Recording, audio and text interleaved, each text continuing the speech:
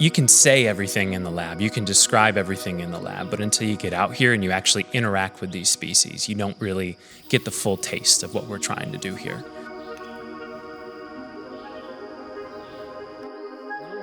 It's so much different than a classroom. You learn so much more. One of the reasons I like working out here is it's a real mesocosm of Western Pennsylvania. You know, your view from the sky is going to show you 2 well pads on either side, a cattle farm, a horse farm, low density housing. All of those have potential impacts on the land and the rivers. Our ability to log these data and look at patterns over longer term will allow students to ask questions both now and 20 years from now and 50 years from now and 100 years from now.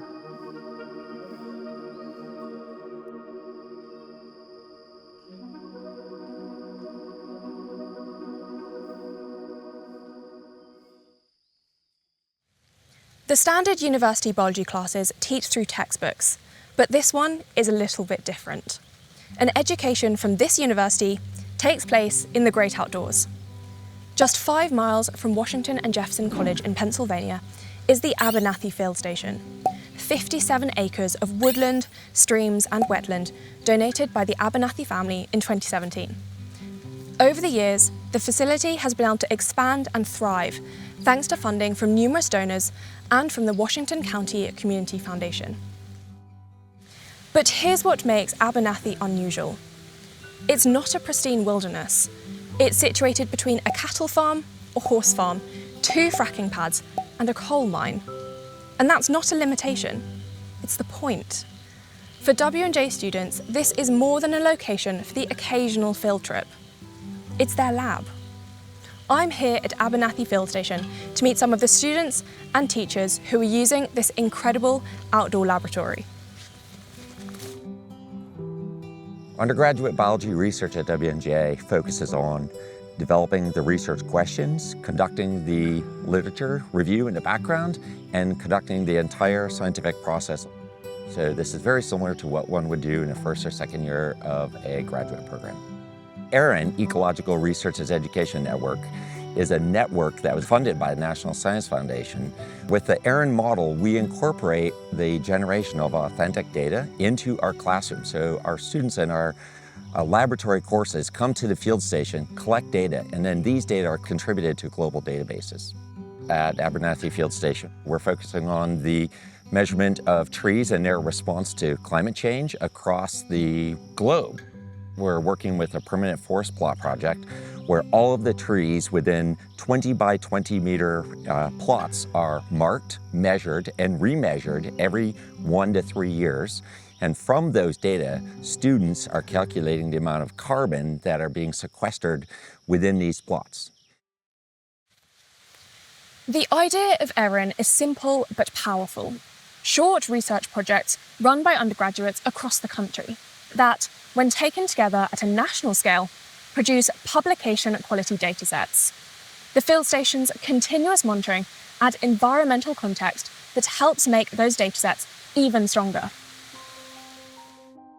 To monitor what's actually happening at the site, the field station now runs 2 weather and water quality stations, funded by W&J alum Dr. Joseph Hansen and Mary Jane Hansen, MEd.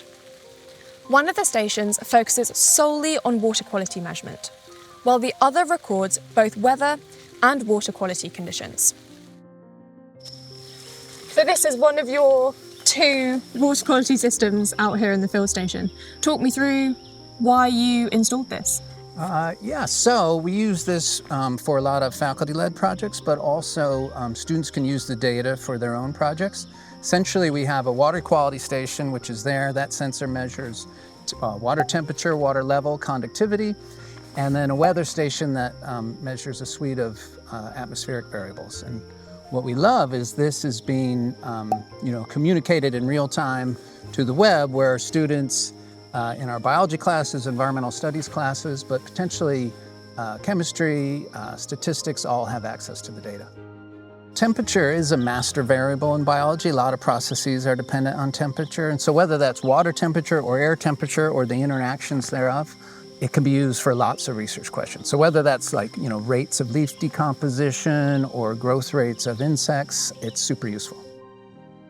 So before you had a real-time system in place, what were you doing to get this data? Yeah, historically, it was a pain, right? To come out with thermometers and write down the data. So to collect data every 10 minutes and have that uploaded just saves a lot of time and energy. I think students need lots of skills. To be able to analyze data is absolutely essential, but to actually be able to come out into the field and make those observations and experience that awe and wonder. Let's catch some salamanders. Okay. So I want you two to kind of just narrow. So this area that we're in is actually a biodiversity hotspot for a lot of salamander species. And so here we've been working with 6 different salamander species. They're like cats. They always land on their feet no matter what you do to them. See? You won't. With the Salamander project, we are looking for the presence of a chytrid fungus that infects salamander skins and is very lethal to their populations here. Water has a lot to do with that infection. It transports it, it stores it if it's not in a host. It's got some coloration on him. That's a dusky. Yeah. Yep. Now, chytrid likes certain temperatures, and so we can use the weather station to track the temperature of the stream as well, and that can be a potential variable that can give us some more information about how prevalent the fungus is at certain time points of the year through certain different seasons as well. There you go. Now that we have the salamander in Dylan's hands, we're gonna rinse it off to get rid of any excess sediment that might be on its body that could get into our sample. We're gonna try and get it into one of these Whirlpack bags. Yeah, you really have to be patient when swabbing them because they squirm around a lot. The second swab is gonna be a test on what microorganisms are on the salamanders that could potentially fight off the chytrid bacteria. So I can air dry it. Right now I am marking some data on the bag we caught the salamander in. I marked the time we got done swabbing it, the species it was, if we found it in an aquatic environment or a terrestrial environment. And then we'll put the swabs in this pack and let them air dry for about 45 minutes because we will freeze the DNA. And if there's too much water in them, it can mess with the DNA findings.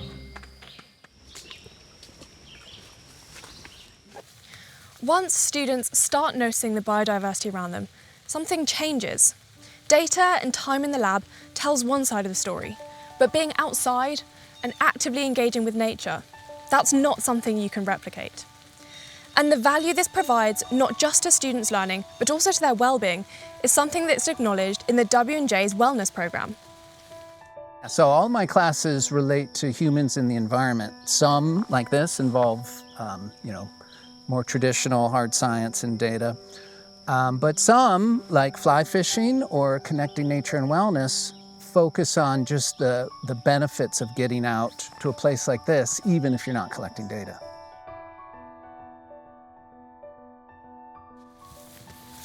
Science isn't always done in a lab. Sometimes it's done in a stream, 5 miles from campus. The lessons taught here at Abernathy transcend the curriculum, linking students with the biodiversity that surrounds them, in a place that people cared enough to protect.